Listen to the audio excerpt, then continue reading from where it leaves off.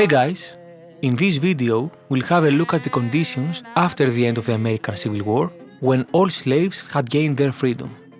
In this transitional period, from slavery to sharecropping, living conditions changed for former slaves, as they were forced to live alone or in small numbers in isolated farms, where social interaction was reduced to the radius of farming communities.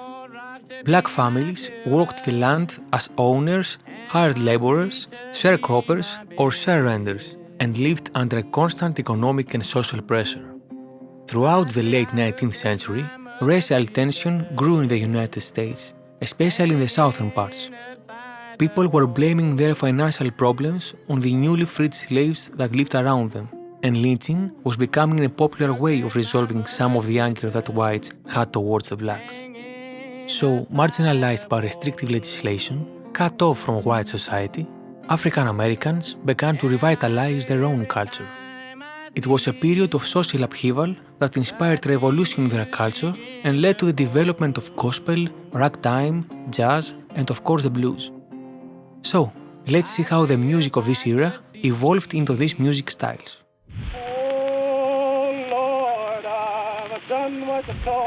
As we've seen, Negro spirituals was the religious musical expression of black slaves in the United States, which also continued to exist after the Civil War.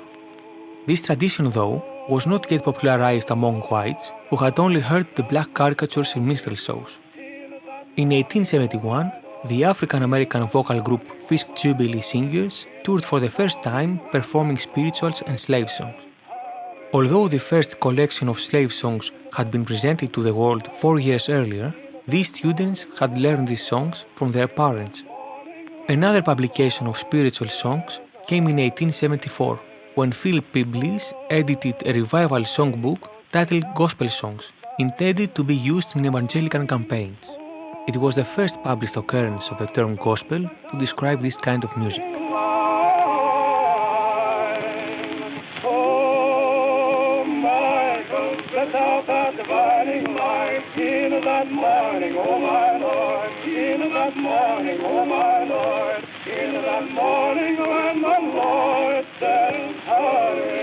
Fisk Jubilee Singers continued touring through the 1870s, preserving the spirituals, but also changing them. It's natural during the process of oral transmission, a song that passes from generation to generation, to be adapted to the musical taste of both performers and listeners. Spirituals continued to evolve and later gave birth to the commercial gospel music we know today, after blues pianist Thomas A. Dorsey turned to religious music in 1932 and became the first publisher of gospel music.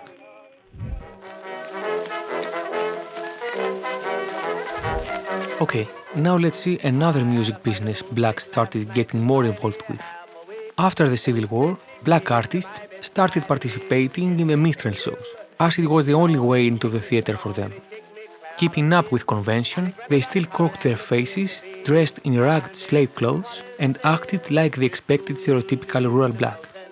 They mostly sang and played popular minstrel songs, but also included their own spirituals and cakewalks in their performances.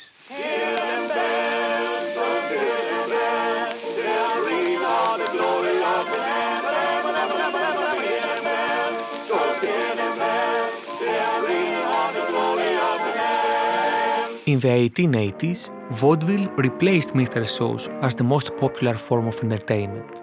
It was less offensive, but still dealing with ethnic resentments. It included jokes, juggling, coon songs, entertaining songs, and dance routines. It provided an opportunity for blacks to continue performing in the blackface style of minstrel shows and be a part of the music and entertainment scene of that period. Vaudeville helped to spread out the African American music tradition and led to one of the first recordings of a black artist in 1890. By 1895, George W. Johnson's Whistling Coon and The Laughing Song were the best-selling recordings in the United States. In the next episode, we'll talk about the development of ragtime, jazz, and other popular music in the late 19th century. Keep in touch.